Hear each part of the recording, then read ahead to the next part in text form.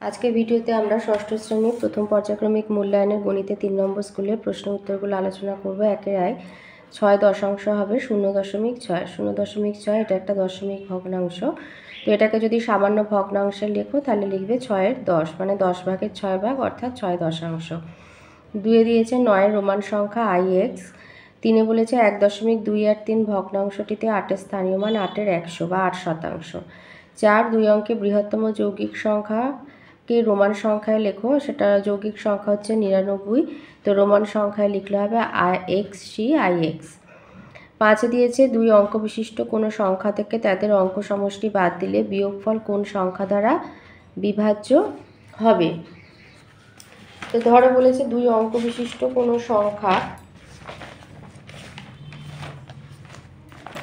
তো ধরো 2 অঙ্ক বিশিষ্ট সংখ্যা যেমন হচ্ছে ধরো 2 23। বলেছে কোনো সংখ্যা থেকে অঙ্ক সমষ্টি, তোদের অঙ্ক হচ্ছে 2 আর 3, তো 2 আর 3 হচ্ছে সমান 5। বলেছে 2 অঙ্ক বিশিষ্ট সংখ্যা থেকে তাদের অঙ্ক সমষ্টি বাদ দিলে, তাহলে 23 থেকে যদি 5 বাদ দিই তাহলে হচ্ছে 18। তাহলে 18 কোন সংখ্যা দিয়ে ভাগ করা যাবে? 9 দিয়ে ভাগ করা যাবে, তাই হচ্ছে 9। 6-তে দিয়েছে y থেকে z বিয়োগ করলে হবে y থেকে z না, এটা 7, y থেকে 7 বিয়োগ করলে হবে y-7। 7-এ দিয়েছে 4 বছর পরে নিতাইয়ের বয়স x বছর হলে বর্তমানে নিতাইয়ের বয়স কত? x-4 বছর।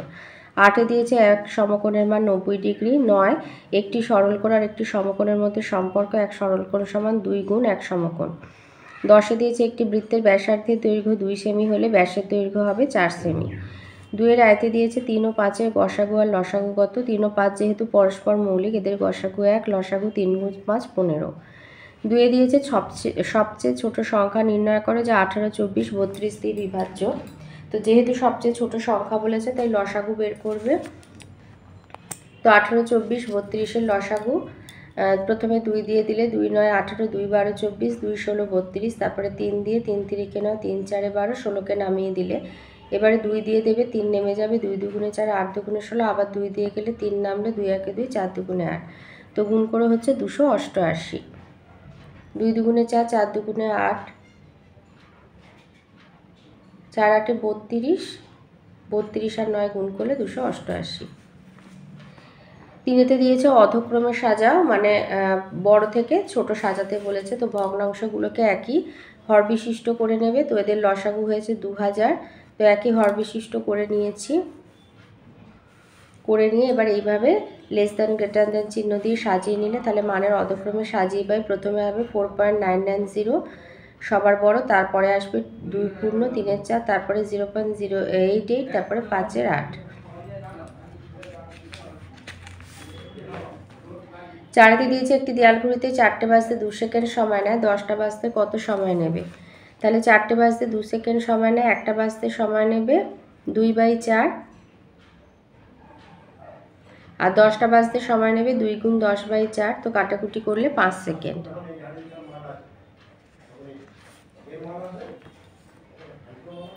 5-এ দিয়েছে বাবা অনেকগুলি মিষ্টির প্যাকেট আনলেন, প্রতি প্যাকেটে 5টা সন্দেশ থাকে, তবে কতগুলি মিষ্টি আনলেন? তাহলে ধরি মোট মিষ্টির প্যাকেট আছে xটি, একটা প্যাকেটে 5টা সন্দেশ, তাহলে xটি প্যাকেটে সন্দেশ আছে 5xটি। 6-তে দিয়েছে তোমার খাতা a সেন্টিমিটার লম্বা, b সেমি চওড়া, পরিসীমা কত? a ও b এর মধ্যে সম্পর্ক কত? তাহলে যেহেতু দৈর্ঘ্য a, প্রস্থ b, পরিসীমা 2 গুণ a + b সেমি, আর a b এর মধ্যে সম্পর্ক হচ্ছে দৈর্ঘ্য সবসময় প্রস্থ থেকে বড় হয়, a > b। 3-এর আয়তে বলেছে একটি ইঞ্জিনের সামনের চাকার পরিধি 14 ডেসিমিটার আর পেছনের চাকার পরিধি 35 ডেসিমিটার। কমপক্ষে কত পথ গেলে চাকা দুটি একই সঙ্গে পূর্ণ সংখ্যক বার ঘোরা সম্পূর্ণ করবে? তো 14 আর 35-এর লসাগু বের করবে, হবে 70 ডেসিমিটার, মানে 7 মিটার। তো কমপক্ষে 7 মিটার পথ গেলে চাকা দুটি একই সঙ্গে পূর্ণ সংখ্যক বার ঘোরা সম্পূর্ণ করবে। যেহেতু কমপক্ষে ছিল তাই জন্য লসাগু করা হলো। 2-এতে দিয়েছে রাজিয়ার কাছে 36টি কুল আছে, সে তার মোট কুলে 2/3 অংশ আমাকে দেবে। রাজিয়া কতগুলি কুল আমাকে দেবে? তাহলে মোট কুল 36টি, মোট কুলে 2/3 অংশ মানে 36টি কুলে 2/3 অংশ মানে 36 গুণ 2/3 মানে 24টি কুল। রাজিয়া আমাকে 24টি কুল দেবে। 3-তে দিয়েছে পার্থ আর তীর্থ দুজনে মাছ ধরছে। তীর্থ যতগুলি মাছ ধরলো পার্থ তার থেকে 5টি মাছ বেশি ধরলো। পার্থ কতগুলি মাছ ধরলো তা তীর্থের দ্বারা মাছের সংখ্যা দিয়ে প্রকাশ করো।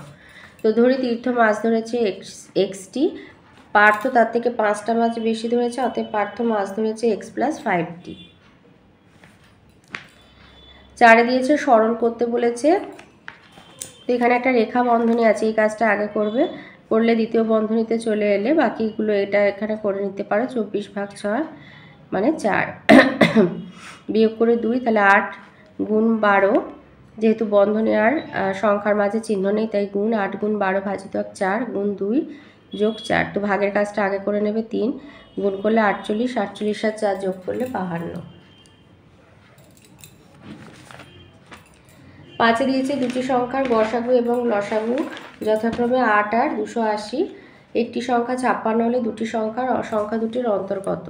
তাহলে অপর সংখ্যা সমান লসাগু গুণ গসাগু বাই একটি সংখ্যা, তাহলে 8 গুণ 280 বাই 56, কাটাকুটি করলে 40। তাহলে সংখ্যা দুটি হচ্ছে 56 আর 40, তাহলে সংখ্যা দুটির অন্তর মানে বিয়োগফল, 56 বিয়োগ 40 মানে 16।